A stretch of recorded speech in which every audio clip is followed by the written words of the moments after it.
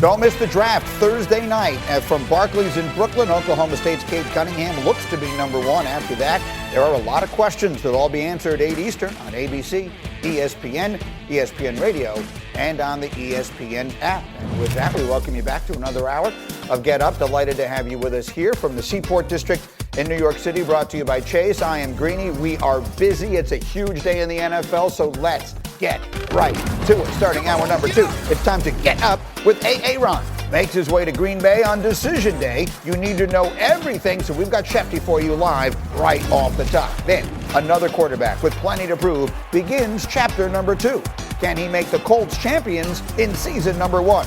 And then, the most important partnership in the AFC gets another chance. Is this finally the year for Odell and the Browns? We've got answers to all those questions as we get up with you, starting right now in Green Bay, where camp opens today. And Aaron Rodgers has arrived in Green Bay. That we know for certain. You see local television footage there of Rodgers and his plane arriving late last night, and then you will see him being chauffeured away, if you will, in a car. The Packers and Rodgers have mutually agreed upon some terms that are close to persuading him to return for the Packers this season. Adam Schefter is the man covering all of this and has been on top of it since it began, really on the day of the NFL draft. Shefty, where are we right now? Well, Greeny, as you saw right there, Aaron Rodgers is back in Green Bay, which 1 week ago some people did not expect to see happen. But what happened is over the weekend, the Green Bay Packers and Aaron Rodgers got together, and the Packers offered certain concessions to help lure Aaron Rodgers back to Green Bay. Those concessions included voiding the final year in his contract, 2023, promising that there would be no franchise tag involved in the future, creating more cap room this year without taking away any of Aaron Rodgers' pay, and putting into place certain mechanisms, and this is where the devil will be in the details, certain mechanisms that will allow Aaron Rodgers to choose where he wants to play in 2022. And that is the most significant concession of all of them that they're still going over with Aaron Rodgers in a deal that essentially is agreed to, still has not been signed, still has not been finalized. The two sides are trying to work through that today, and the sense and expectation is that they will, because otherwise Aaron Rodgers would not have flown to Green Bay in the early morning hours today. But again, they still need to get through some final details there before Aaron Rodgers agrees to go back into the building. They'll try to get that hammered out and finalized today, and that will set up one more season, assuming it gets done, with Aaron Rodgers in Green Bay, with him having the chance to choose where he would like to play in 2022. So again, the part about his ability to choose where he goes, you said it great last week, Shefty, when you said he told the Packers he'll give them a start date when they give him an end date. So it sounds like they're all sort of agreeing that, assuming he still wants that, the end date will be after this season and before the next one. What, if anything, do we know about what that mechanism is? Because that's really the complicated part of this. Well, again, they have agreed, I think the two sides, to allow Aaron Rodgers to have that freedom. We don't have the specific language of that just yet, Greeny, and there are certain things, certain NFL rules that prohibit it from being said a certain way. And so we'll have to see exactly how it's said. I don't think that Aaron Rodgers is going to be able to say, I want to go play for the Minnesota Vikings a la Brett Favre, and that's going to happen. I think the Green Bay Packers will be offered certain protection as well. But the reason that they voided 2023 and not 2023 and 2022 is so that if Aaron Rodgers decides that he does want to be traded after this season, that the Green Bay Packers then would be able to recoup compensation in return. And Aaron Rodgers couldn't just walk out the door the way that Tom Brady did in New England once the Patriots allowed him to void the last year of his deal. And so the Packers are preserving some of their rights and some of their ability to try to help build a winning roster in the future, while Aaron Rodgers is expected to have the ability to choose where he wants to play in 2022. And again, Greeny, if he had stayed away now, which absolutely was on the table as of last week, and which I think was the way this was trending, if he had stayed away, now it becomes a public stare down, a public showdown. He's being fined. There are issues that develop every day, animosity that builds. And so I think both sides essentially have agreed to table that for the time being, to put it aside for the betterment of both sides, to play this season when the Packers should have a playoff contending, Super Bowl contending type of roster, and to steal Aaron Rodgers and Devontae Adams' phrase, essentially have one last dance to try to make more magic in Green Bay. It's remarkable. As I bring in Orlovsky and Tannenbaum today, that makes all the sense in the world, and yet it seemed exactly not what Aaron Rodgers was headed towards wanting to do. And so, Danny, I just want to give you the floor. I was reading your notes, and you and I were talking about it earlier today. What is your just big picture reaction to this? We all owe Brian Gutekunst, their general manager, an apology because, he hit a home run. Like, this is incredible as far as a win for their front office. And the saying is, you can't have your cake, you need it too, and he's having both. I actually checked it. It's an English proverb or a figure of speech, so to speak, is they're simultaneously having their young quarterback that he drafted in the first round be groomed without telling Aaron Rodgers. They get to keep him on the sideline while he learns, but also we've got a Super Bowl caliber roster, and we keep the MVP of the NFL who was unhappy up until 2 days ago. We get to have both of those. It's a huge win for the Packers front office and Brian Gutekunst, and it just feels like it was a relatively big swing and miss by Aaron Rodgers. He just doesn't get much. Sure, he gets to get out of the organization if he wants after the season, but it's not like he can control exactly where he wants to go. They're still going to trade him, and they're still going to get compensation for it. Yeah, and again, until we get the devil in those details from Shefty, we don't know exactly what that mechanism will be. But Mike Tannenbaum, again, as a general manager in two different NFL places yourself, do you agree? Did the Packers, if there's a winner and a loser to be named in this, do the Packers come out of this a big winner? 100%, and those details may make them a winner next year because, let's be clear, these details could change our sport. We heard Rob Demoski talk about, are we the NBA? Well, if Aaron Rodgers could walk out the door unfettered next year, he's the big winner, but I'm skeptical. I just don't think that's what's going on here. And if Green Bay controls where he goes next year, not only did they win this year, but they won bigger next year. And ironically, a decade ago when we dealt with this at the Jets, we were able to get Brett Favre because Green Bay simply was not going to trade Brett Favre within the NFC. And I'm sure they're thinking the exact same thing now with Aaron Rodgers. So maybe there is a trade next year. We have to see what happens, but we have to see the details in this contract because simply, if he's under contract next year and they change their mind, Aaron Rodgers could be right back where we are today a year from now because he just can't walk out the door the way Tom Brady did in 2019 following that season from the Patriots.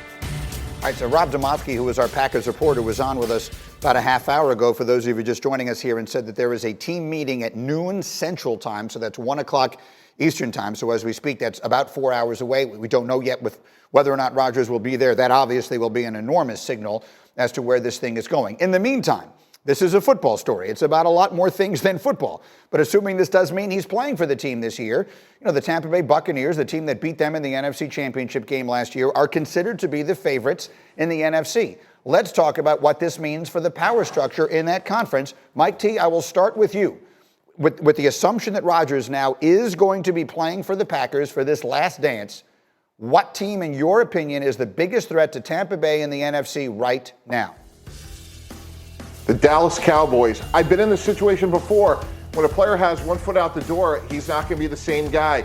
He won't have that same level of focus. And Dan Quinn will be a huge addition to the Dallas Cowboy defense. They'll be top 5 on offense. They'll be middle of the road on defense. Dan Quinn replaced Mike Nolan in 2015 at the Atlanta Falcons. They had a massive improvement. Dan Quinn replaces Mike Nolan in 2021 in Dallas. Their defense will have a massive improvement. They'll be in the championship game against the Buccaneers. They get new players on defense? Or what can I say? The Cowboys remain unbeaten in July.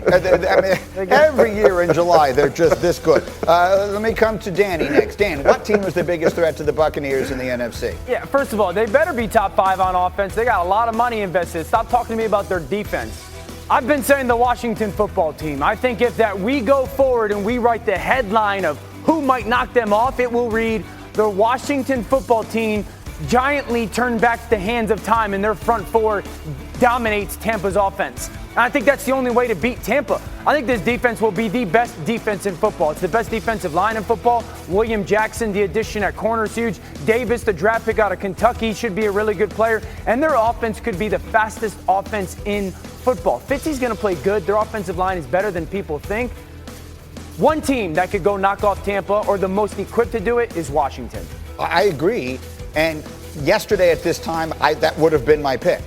Correct. But if Aaron Rodgers is playing for the Green Bay Packers, I have to go with them. I mean, they were there, and they are that, and they've got that guy. I like Ryan Fitzpatrick and think he will play better than most people think. He won't play as well as Aaron Rodgers. Aaron Rodgers last year was the best player in the sport, and there's no obvious reason to me why he shouldn't be again. Now, I have no idea what impact all of this offseason mess will have on him or on them on the field. But I don't see any obvious reason to think, considering they were right there with home field advantage against Tampa last year and made a questionable decision to kick a field goal late, Danny, and a lot of other just sort of crazy things that happened in that game. Remember the touchdown that get scored right before halftime by Tampa and everything else. To me, Dan, it has to be the Packers. This is what I would say about the Packers. It's a championship roster. It's not a championship team anymore. And that's my feeling. I just don't see how everything that has transpired this offseason between Aaron Rodgers and this organization and team, and the unknowing or the not knowing of what's going to happen, the drama, the distraction that is not going away. It will be a conversation every single week. I don't see how it's a championship team going forward. It is certainly possible. That's why I say I don't know what impact it's going to have on them. I watched Jordan and Pippen do it up close and personal, 20-something years ago. We'll see if Rodgers and Devontae can do the same thing. Speaking of which, let's take a look at some other training camp situations, and it does start with Devontae Adams. More or less, Dan, Devontae, 12.5 touchdown catches this season. You going more or less? I'm going to say less. He's done it twice in the last 3 years. He had 13 and 18, and then 18 touchdown catches last year. It's just so hard to do. I'm going to put him at 12. I think the addition of Amari Rodgers out of Clemson in the third round for them gives him another pass-catching threat, especially down in the red zone out of the slot. He's going to have another huge season. I'm going to put him at 12 touchdowns. I'll say, less. I like it. Mike, back to your favorite team, the Cowboys. More or less, 9.5 rushing touchdowns for Ezekiel Elliott. Which way do we go?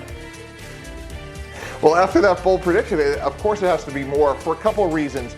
He looks great. He looks like he's in the best shape of his career. But more importantly, they're getting back 3 offensive linemen in Zach Martin, La'el Collins, and Tyron Smith, who combined missed 36 games. Those are 3 frontline offensive linemen. Big improvement in the run game. All right, and then one more reminder. Julio Jones is now a Tennessee Titan.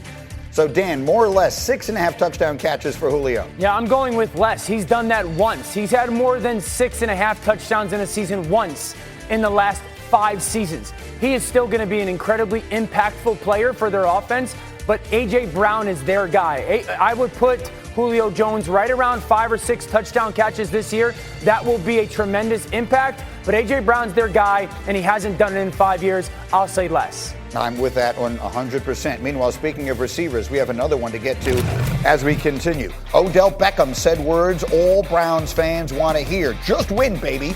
Why that wish may come at some personal cost. That's on the way. Then Carson Wentz, a fresh start in Indy. How far can he take a sneaky good team this year? Those are the questions. We've got the answers. You're watching Get Up on ESPN. Just spread your wings and fly, 'cause we all know tonight is the night. Express is all new and made to express you.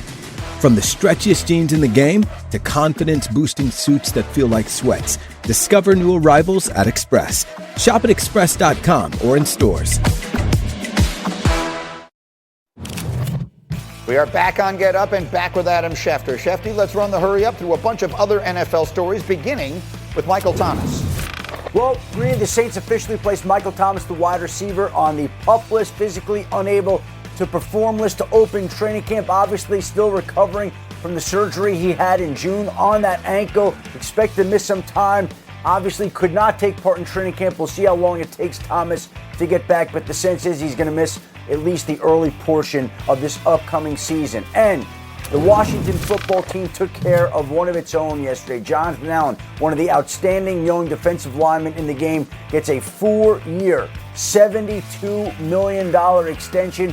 with the Washington football team. They tie him down on one of the best units in all of football, the Washington defensive front. Jonathan Allen, Chase Young, lots of talent up there on an upstart Washington football team. And of course, the big story now that Aaron Rodgers is on the verge of being settled is Deshaun Watson. There's the ongoing legal situation in which Deshaun Watson continues to maintain his innocence while 22 civil lawsuits continue to move forward while the NFL and Houston police investigate.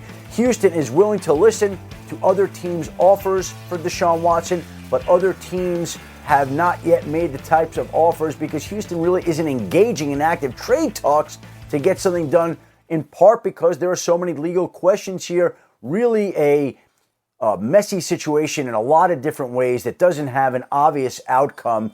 And Houston right now, I guess, is trying to figure out what to do and how to move forward. Yeah, it's such a complicated one even to talk about because the issues we're dealing with are so much more significant than any football could ever be. But I saw the note yesterday from your podcast that one of the members of Watson's tight inner circle said he expects him to be traded in the next few days. And so that we are very much on the lookout for that, yes? And that was the Deshaun Watson's private quarterback coach, Quincy Avery. And in talking to him on Friday, in the middle of the day this past week, he said, I expect Deshaun Watson to be traded Sunday, as in 2 days ago. And so I said, this Sunday? He said, yes. And he said that he's 100% certain that Deshaun Watson will be traded, that the Texans have made the decision to move on from him. And while, again, that seems to be the league-wide consensus and opinion that they will move on from him, they have yet to engage other teams in active trade discussions as of this morning. Now, again, that could change today, but it still has not changed at all. Houston is not actively shopped Deshaun Watson at a time when other teams are interested in hearing what the Texans would want back in return and whether they would have the chance to make the type of offer it would take. Houston is expected, as Mort said yesterday, to be looking for some combination of picks and players, a mammoth blockbuster type size offer. But other teams really have not been engaged by the Texans, so it's moving along very slowly right now. And so let me bring Mike and Dan back into this. And again, Mike T, as a general manager in two different places yourself, and we can speculate all we want. Is it the Eagles who might be interested? Is it the Dolphins? We don't know any of that as of this moment. But Mike T, if you're running one of those places and you are interested, these, of course, are such complicated circumstances. How do you proceed? Well, on parallel tracks, I'm calling Nick Caserio all the time. Any updates? What's your time frame? I'm also speaking, obviously, to our owner, our head coach, and because it's a criminal situation, until that's resolved, you really can't make a trade. Sure, you could talk about putting conditions in a contract about his eligibility, such as we'll give 3 first-round picks if he plays 75% or more of the snaps this year. It goes down to 2 first-round picks if he doesn't play this year. You could have those conversations, but until his eligibility is clarified by the league, there's really not much you can do with another team until you know that. Danny, what do you think? Yeah, I don't care what the Houston Texans say. I am not doing anything unless I'm attached to information that I'm comfortable with. And I better be 100% comfortable with the information as an organization of what you're hearing in regards to what's going to happen with Deshaun Watson off the field. I'm speaking as a player in the locker room. I would want that out of my organization. I would hope and pray that my organization figured out exactly what was going to happen with the league and what the findings were in the allegations, because I'm a husband, I've got a daughter, I would want to feel comfortable with that. I'd also want our locker room to be ready to handle what was going to come with that. Our organization, our front office, our coach, our leaders, our PR and media relations staff. You better be equipped to handle what might come if you choose to trade for Deshaun Watson. Yeah, it's such a complicated, as I say, it's a football story that is about so much more than just football. We'll wait and see what develops there. In the meantime, let's do On the Clock. I got a few other questions for these gentlemen. And Shefty, I'm starting with you. As you talk to people around the league, we just picked all the favorites in the NFC. No one here said the Rams. So give me 30 seconds on what the people you talk to around the league, what their expectations are for Matthew Stafford in Los Angeles. Listen, I think a lot of people expect that he's going to thrive, and a lot of people feel like with Cam Akers rupturing his Achilles last week and now missing the season, Matthew Stafford is in a situation not unlike the ones he had in Detroit. In fact, there was one Rams coach that walked past him and said, "Oh, so you're not going to have a running game again?" That seems to be a common joke with Matthew Stafford, but the expectation is he's going to be elevated in LA. He's going to be a star in LA, and the Rams, I think, will be very competitive in a tight NFC West. All right, we'll see what happens there. Meantime, Mike T, let me come back to you. You love the Cowboys in the NFC East. I want to talk about the Washington football team. Will they get more Fitzmagic or Fitztragic from their quarterback this year? 30 seconds, go. Fitzmagic, Greeny, and I agree with you on this one. When you look at their playmakers, Terry McLaurin to me is a frontline number one. Curtis Samuel, extremely explosive, and Antonio Gibson out of the backfield is a dynamic playmaker. I think the offensive line will be young and improved, and because of all those weapons and a good offensive line, I think we're going to see a really good Ryan Fitzpatrick this year. Well, then I don't understand you. I don't have I'm time lost. to start I'm absolutely digressing lost with here. you, man. But they have maybe the best defense in football, and you're telling me how good their offense is. Don't get me started. Because Dak is better. Dak is a top 5 quarterback. They have a better offense. It's a team. I have to get to Dan's question here. Dan, 30 seconds.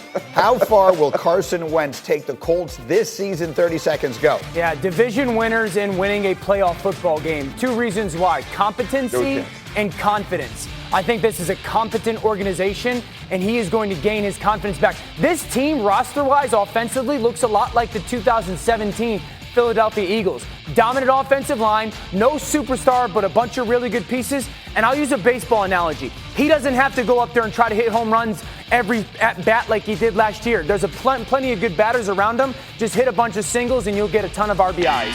Yeah, the hero plays have always been the questions with Carson Wentz. Maybe we'll see a limitation on those. I agree, it's a really good team, but the conference is just loaded top to bottom. Speaking of which, the Cleveland Browns are another of the teams in that conference. They have the talent to challenge anyone, but why an understanding between their quarterback and their star receiver might be the key to the whole thing. That's next. Do you own or rent your home? Sure you do. And I bet it can be hard work. You know it's easy? Bundling policies with Geico. Geico makes it easy to bundle your homeowners or renters insurance along with your auto policy. It's a good thing, too, because you already have so much to do around your home. Go to geico.com, get a quote, and see how much you could save. It's Geico easy. Visit geico.com today. That's geico.com. All right, we're back on Get Up, and some more or less, looking ahead to the season. And Mike Tannenbaum, I'm starting with you. 13.5 rushing touchdowns for King Henry, Derrick Henry. More or less? Less, and I love Derrick Henry, but with Julio Jones and A.J. Brown, I think they're going to throw the ball a lot in the red zone, so his production is going to go down, but they're going to be harder to defend on offense. Yeah, that's a team that's going to look awful scary getting off the bus. Dan, next to you, more or less 10.5 touchdown catches for Travis Kelce. I'm going to say more. You know, this team lost Sammy Watkins, who is really like their kind of third or fourth pass catching option, and they don't necessarily have somebody that's stepped into that role and kind of embraced it yet. Mecole Hardman maybe. So I think that Travis Kelce, who's obviously a featured part of their offense, will be even more so. This offensive line is going to give Patrick Mahomes a ton of time thinking of him scrambling in the red zone. I expect Kelce to push up towards 15 touchdown catches this season. Big numbers. Mike, next up, rookie Najee Harris in Pittsburgh, more or less 6.5 rushing touchdowns. Less. I'm not sure if I mentioned, I think Pittsburgh's going to struggle this year, and they're missing 3 offensive linemen. That is hard to do. I've tried to do that. When you have to replace 3 offensive linemen, that is almost impossible to do in 1 year.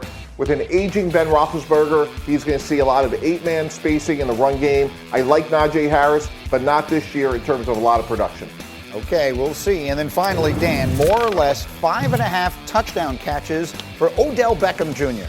More. And I'm actually going to say that Odell is going to have 6 touchdown catches of 25 yards or more. That is one thing this offense is lacking, is big chunk pass plays down the field. They were tied for New England last year in 25-yard catches at 25th in the NFL. OBJ gives them that explosive element in their pass game, especially in the play-action aspect. I expect a huge season out of Odell this year. All right, well, let's talk about him for a minute, because His situation is a fascinating one. The Browns training camp opens today, along with most of the other teams, and the health of OBJ is one of the big storylines. Of course, his season was cut short by a torn ACL last October. He was talking on Sunday about his expectations for this Browns team. I want you to listen to what he said. It's just something that feels special about this team, something that feels special with the city, especially watching the Bucs win a championship, inspires you even more. It's like Cleveland needs a championship, and I think that's the goal, that's the mentality in that building, and that's what I want to be a part of. Dominique Foxworth made a really good point on this show about that yesterday. He said frequently when a star player comes back, he's talking about, wait till you see how many touchdowns I catch, wait till you see all the things I'm going to do. The fact that he's talking about team success, Dominique interpreted as a good sign. But Dan, what do you think the return of Odell means for his team and in particular for his quarterback? It's a huge challenge for Baker Mayfield because Baker's mindset needs to be, I have to play quarterback for the Cleveland Browns, not try to be buddy with OBJ. And that's really what happens when they're on the field together. When a quarterback gets a play, you dictate, or the defense dictates to you where you go with the football. It doesn't matter who's on the field for you offensively. Now, there's situations when an offensive play caller is going to go, hey, we're going to have these package of plays that we're going to try to get Odell the ball. But sometimes the defense does not allow that. And just because he's your boy or he's your buddy, I've got to try to appease him because he knows this play is for him, doesn't mean you force it to him. And Baker's really got to stay focused on, listen, this is the play call, and I'm just going to operate it because that's my job. You're a good enough player. There's 35 pass plays a game for us. You're a good enough player where you're going to have the opportunity to get your looks. And I will do my job given what the defense is telling me to do on that play, but it can't be about that buddy friendship relationship. That's where, as a quarterback, you got to draw the line. You got to draw the line being my job is to lead this offense the best that I can. And whether that's 2 catches for you or 10 catches for you, that's not most important. Lead the football team, Baker, and that's a big challenge. But Dan, how as a quarterback, how hard is that with a personality as big as Odell? Like I recall when John Elway retired, in his retirement speech, he thanked Shannon Sharpe, and in that he said, I know you're open, I know you're open, which I always have thought was funny, because the point is, Odell is coming back to the huddle, as all the great ones do, and saying, I'm open on every single play. How hard is that for the quarterback to straddle that line? It's a huge challenge. It's probably one of the biggest things. Once you establish yourself as a good player to really manage that relationship, I would say this. When Baker or the play call comes in and it's kind of geared towards trying to get OBJ the ball and it's not there, throw the ball to somebody else, turn to your coach and say, call a better play. Figure out a better play for you to get me the opportunity to get that guy the ball. Because the best thing that I can do for our offense is to throw it to where the defense is not. You guys have all heard that saying, right? Take what the defense gives you. Well, sometimes they don't give you OBJ open. So that doesn't mean you force it. But it's hard because every day I used to have Reggie Wayne. I played with Reggie Wayne, and he used to walk by my locker, and every single time he walked by my locker, he would say, throw left. Reggie stayed on the left side of the field all game, and he would say, throw left, throw left, throw left, and eventually you'd come to line of scrimmage, or I would, and I'd be like, I'm just going to throw this ball to Reggie. And it would end up being a stupid decision at times, but you become so you believe so much in their talent that you're like, I'm going to force it to him. Baker, that's his biggest challenge this year. You cannot allow that to enter into your mindset and impact the way you play the game. Such an interesting piece of all this, I think. Mike Tannenbaum, what do you think? How would you describe the significance of OBJ? It's huge. He makes the difference for the AFC. He can make the 1 or 2 plays a game that could take Cleveland above Kansas City. He's Tyreek Hill. He's that dynamic. Yeah. And I think the interesting thing, going back to Dominique Foxworth's comments, is would OBJ be happier winning 10-6, getting 2 catches, or losing a game 49-47 where he has massive production? And as he evolves in his career, hopefully he's comfortable with having just 1 or 2 catches for a couple of games. But his explosiveness is impossible to defend. Yeah. I would Shefty, go ahead. No, I would even say, that's a huge point that Mike T hits on, is Odell needs to understand that his job is not to catch 10 catches a game. That is no longer his role on this football team. He should be top 10 in the NFL in yards per catch. He should go 16 or 17 yards per catch. And his impact is going to be going, hey, I got 4 or 5 catches for 110 yards rather than 8 catches for 90. It's the chunks that this offense really needs out of Odell. Not the quality, not the quantity, perhaps, of the plays that he makes. Shefty, as you talk to people around the league, What do you hear as far as expectations for him in particular and for the Browns in general? Listen, I think there were a lot of questions about whether Odell Beckham Jr. would be back this season, but those questions did not emanate from Cleveland. The Browns always were planning to keep him. He's back today. Today, by being on the roster and reporting to training camp, Odell Beckham Jr. collects a $1 million roster bonus, so it's a good day for Odell Beckham Jr. He gets back from injury. The Browns get back their big play weapon, and this team should be a formidable contender in the AFC, especially if Odell Beckham Jr. is healthy and playing up to the level that Dan and Mike are talking about. All right, well, I know of at least one person who is hoping that Odell has a monster season. I just wanted to see this because meanwhile on planet Earth, Odell Beckham ran into one of his biggest fans anywhere when he was at his youth camp. I want to show you this. Go ahead, Chrissy, roll that. Yeah, check out this haircut. Not only, guys, does this fan have the OBJ initials in his haircut, but he actually has like the legendary one-handed catch. That is a level of fandom, Dan, that I think can be really appreciated here. Yeah, I mean, when I was a kid, if you had like the lightning stripes in the side of your head, you thought you were a BA. Now this kid having this on his head, he's got to be the baddest kid at camp. Jeffy, any thoughts on the haircut? Yeah, I was hoping that Mike Tannenbaum was going to do something like that for this morning show, put you in his head, Greeny, but I don't know that he had enough hair to do it. Doesn't have enough. Listen. Yeah, those days are gone. My question is that Kevin Stefanski's son? That would be the interesting part of the discussion for me. With Aaron Rodgers giving us something to talk about for the last 2 months, I'd be glad to shape him into my head at this point with the way that whole thing turned out for us. We'll see one way or the other. Hold that tight thought because we got showtime last night in Major League Baseball. Shohei Ohtani doing it all for the Angels against the Rockies. Pick it up, first batter of the game. Ohtani facing Raimel Tapia, and he gets him swinging with a nasty slider. Now we're still in the first, but Ohtani's at the plate. A runner is at second, and that is a base hit. David Fletcher will score, so Ohtani drives in a run. He's getting it done, but he's not done. So now he's at first base. The next batter, Ohtani has 42 stolen bases in his career, but 0 as a pitcher until now.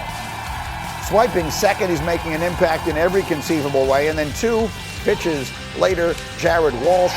That's going to drive in Ohtani from second. Ohtani, the 4th pitcher in the last 30 years with a hit, a run, an RBI, and a stolen base, all in the same inning. Top of 5, his team is up 2-0. Ohtani still doing the pitching. Here comes Dom Nunez. And there he goes. That's only the 7th home run that Ohtani has given up all season. It's a solo shot, so the lead is cut in half. It's 2-1. Same score, top of 7. Ohtani still in the game, facing Nunez again. The count is 1-2. Fool me once, shame on you. Fool me twice, don't even think about it. That's a 100-mile-an-hour fastball. Ohtani, 7 innings, 1 run, 5 Ks. Angels get the win by a score of 6-2. All right, coming up, we got brand new pictures for you here. Aaron Rodgers is in Green Bay after having reached an agreement on his future with the Packers. Does that mean all is well? Shefty has the latest. And again, these are pictures from this morning. That is Aaron Rodgers arriving at Green Bay Packers camp, a site we were not certain we were going to see. We will have the very latest on what that means as we continue in just a moment. You're watching Get Up on ESPN. We are back on Get Up, and I've got a variety of questions for Mike Tannenbaum. Let's get right to them here. Mike T, which training camp quarterback battle is the most important in your opinion? New Orleans, Greeny, and here's why. If Jameis Winston wins this competition, this is a team that can compete for the playoffs this year. If Taysom Hill wins this competition, this is a team that's going to go into a massive rebuild with a lot of cap issues. There's going to be a ton of pressure on Winston to win this job early. It feels like if not now, then when for the former number 1 overall pick. Next, which player has the most to lose in training camp, Mike? Jimmy Garoppolo. If Jimmy Garoppolo is healthy, wins the job, and they play well, he's going to have a $40 million a year payday waiting for him. If he gets hurt, Trey Lance beats him out, he's headed for Ryan Fitzpatrickville, $10 million a year. There's a $30 million difference on the outcome of this season for Jimmy G. And that is a lot, so that's a lot of pressure. But I would ask you this, who has the most pressure? Which player is under the most pressure of anybody in the league as camp begins? Cam Newton, Greeny, and here's why. If Cam Newton plays well, he's the starter on a team that's vastly improved, should compete for the playoffs this year. If he gets beaten out by Mac Jones, Cam Newton's going to be a backup for the rest of his career. The next 6 weeks is hugely consequential for Cam Newton's future. Yeah, that's another number one overall pick with a lot of questions heading into a very important training camp. That's very well done, Mike T. But meanwhile, I have breaking news, and here's why. Because Aaron Rodgers has arrived at the Green Bay Packers training camp. That is video from this morning, about 40 minutes ago, I am told. And that is a sight I don't think we expected to see. Certainly not today, not this soon. That's Aaron Rodgers walking into camp. We showed you earlier video from a local Green Bay television station of Rodgers arriving in the middle of the night on a private plane and then being driven, we presume, to his home. And now again, arriving this morning, Rob Demovsky, our Packers reporter, told us that the team has a meeting at noon Central Time today. We don't know for certain whether Rodgers will be at that meeting or not, but he's in the building. So, Shefty, that's a sight I was not expecting to see on this day. What can you tell us? Obviously, he's confident that they're going to be able to finalize this agreement this morning, confident enough to fly back to Green Bay in the early morning hours, confident enough to show up at the training facility. And I thought he would wait again till that agreement was finalized and official and in the books. But obviously, Aaron Rodgers feels good enough to just show up there this morning and go in and start preparing for the meeting at noon, training camp tomorrow, and the season ahead. He's back there, and I'm sure that'll be a warm reception he gets from his teammates and coaches. I'm always on the lookout for subliminal messages with him. I was trying to read the T-shirt. Was it The Office? Could you see it, Danny? Was the T-shirt? I think it was I saw the man bun, The Office that's it. T-shirt. Remember, this is the guy who wore the I'm Offended T-shirt when he was promoting the golf match. Let's watch it again. I think that's The Office. Can someone get closer to the screen than I can get? Isn't it? Does that say The Office on it? Yeah, it again, looks like it. we can read absolutely nothing into that if we choose to, but with him, I've been reading tea leaves so long, it's going to be a tough habit to break. Go ahead, Mike T. Yeah, to Ab's point, I think this is really important to note, which is, as a sign of good faith, a player in this situation says, hey, I'm going to come in, I'm going to attend the meetings. However, I am not going to step foot on the field tomorrow unless every T is crossed and every I is dotted. So when I see a situation like this, really what he's saying, regardless of his T-shirt, is we're close, there's a deal to be done, but if there's a bump in the road, I may not practice. And remember, you can't waive fines in the new CBA, but you can have a hold-in, not a holdout, meaning like Jalen Ramsey last year, his back got tight, he gets traded from Jacksonville to the Rams, he's healthy. I don't expect that to happen, but it bears noting that while he's in the building, we don't know if he's going to practice tomorrow. Danny, again, all these months that we've been talking about this, the idea that Aaron Rodgers would just casually stroll into the building all by himself at about 8 o'clock in the morning Central Time on the day the training camp begins was not on the list of things I expected. What is your reaction? What changed? I really want to know what changed, because for a while it just sounded like, as a veteran guy, he was adamant. Like, he was very outspoken. I know some of it wasn't in his words, but those words were from his reps, his agents communicating. Like, he was unhappy with the organization, unhappy with management, outspoken about the people. He was unhappy about the lack of communication with the draft pick with Jordan Love. He wanted a wide receiver. Like, all those things. And up until a week ago, it seemed like, how is this going to get fixed? What are they going to do? Is there any option? And then all of a sudden, he's at training camp. And I just want to know, like, what exactly. It's not just as, or at least in my opinion, Shefty, it's not as simple as, hey, we will review it next year and we will look into trading you after this season. Like, is that literally all it took for him to kind of go back on, well, you can't be that upset about everything that happened if he came back to play?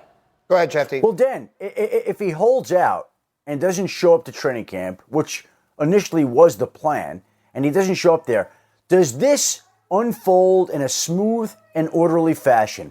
What is the end goal? The end goal is for him to be able to control what he wants to do. If he's not there, is he furthering that aim and goal? Is he allowing this process to unfold? Probably not. It probably gets heated. It probably gets personal. It probably goes in ways that are unpredictable. So rather than raise all those issues, rather than risk any money, rather than create friction, go in, be there for the coaches you want to be there for, that you love your players, make it peaceful, set up your departure. And I think ultimately in the end, that's the road that he chose to go down rather than make it combative, staying away, upset the fans, upset his teammates. And I think in the end, when training camp was upon us, when the concessions were offered, when they offered him a way out after this season, I think ultimately he said, it's not perfect. It was never going to be perfect in his mind, but this is the best that I can do at this point in time. All right, hold that thought. Mike T, I'm coming to you in a minute. Let me break on that thought, and we will come back. We'll finish the show with much more on this. Again, it is an enormous breaking story. Aaron Rodgers has arrived at Packers training camp. Also, an MLS doubleheader is coming your way this Friday night. Orlando City and Atlanta United at 8 Eastern, followed by two of the best in the West, the Galaxy and the Timbers, both matches on ESPN, ESPN Deportes, and the ESPN app. First Take will follow us now that it appears the standoff between Rodgers and the Packers is coming to an end. Who won, the team or their MVP? That's right out of the box on First Take, following us in 8 minutes right here on ESPN.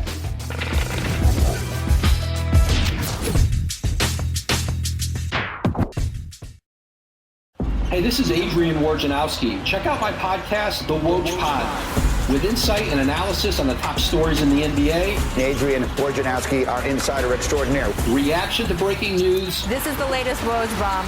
And in-depth conversations with some of the biggest names in the league. Thanks, Woj. Do it again. I'm good. Thanks for having me on the podcast. All right. Yes. Thank you, Woj. Appreciate you having me on. Listen and subscribe to The Woj Pod wherever you listen to podcasts. This is DC and RC. I'm Daniel Cormier. I'm a former 2-division UFC champion, and I'm a bad mamma jamma. Yes, he is. And I'm Ryan Clark, former Super Bowl champ. Be sure to follow our new podcast wherever you can. We're going to talk MMA. We're going to talk sports, life. We're just going to have a great time. It's going to be a ton of fun. It's going to be fun, RC. DC and RC is ready to roll. Guys, that's DC and RC. You need to follow wherever you listen to all your podcasts. The 75th annual NBA Draft is Thursday from Barclays Center in Brooklyn. Oklahoma State's Cade Cunningham looks to be the consensus number one pick. After that, it's not as clear.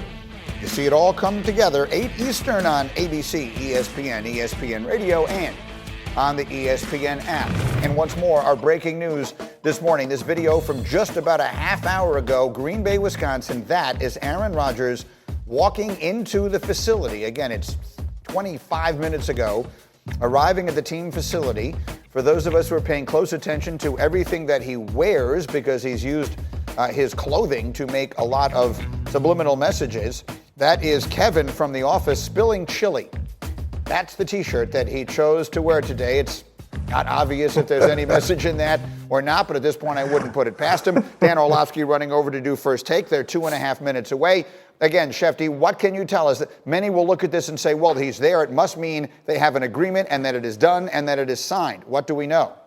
The agreement is not signed. It is not officially done, but I think Aaron Rodgers expects it to be done, so much so that he's arrived there on a goodwill, good faith gesture. But that agreement is not officially done yet right now, Greeny. It's not officially signed. Obviously, he'd have to be there to sign it anyway, so he's going to have to show up. So I think he believes it's going to get done.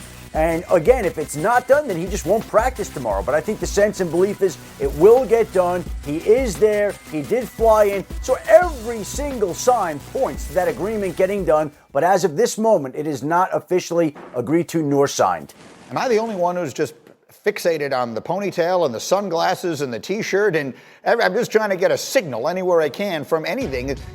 That's the most casual-looking person I've ever seen in my entire life, walking into a day that everyone has been anticipating. So again, his motto is RELAX, and he looks like the only relaxed person in this entire scenario. So Mike Tannenbaum, again, we are waiting on the details. Shefty said it perfectly. The devil will be in the details. If they're going to give him some assurance that he's going to be able to dictate his future next season, what are you looking for? What are you waiting to see when we get the details of this deal? Greeny, it has to be some sort of trigger that if he's on the roster, some massive financial event happens, a guarantee, a roster bonus being paid, something that's going to have to trigger Green Bay to do something. Because without a Greeny, as you and Adam keep saying, we need to see the details, because without that trigger, Green Bay simply could say next year, you know what, Aaron, we changed our mind and here we go again. So We need to see what is going to force Green Bay's hand next year to make them trade Rodgers if that's what he wants. Hefty, 15 seconds, final word. Well, again, I think the Green Bay Packers came up with a big victory here. Aaron Rodgers recognized this probably was the best path for him right now, and we'll wait that deal officially getting signed later today. I think that's exactly right. There's no other way to paint this, assuming it is all as it appears. For Aaron Rodgers to be walking in this morning like that, I think is an enormous win for the entire Packers organization, for all of their fans, and candidly for all of us who like football, because a season without Aaron Rodgers this year would not have been nearly as good. Awesome to get up this morning. Thank you so much for being with us. We'll see you tomorrow. First Take starts now. Do you own or rent your home? Sure you do. Fortunately, Geico makes it easy to bundle your home and car insurance. It's a good thing, too, because having a home is hard work. Go to geico.com, get a quote, and see how much you could save. Geico.com. Easy.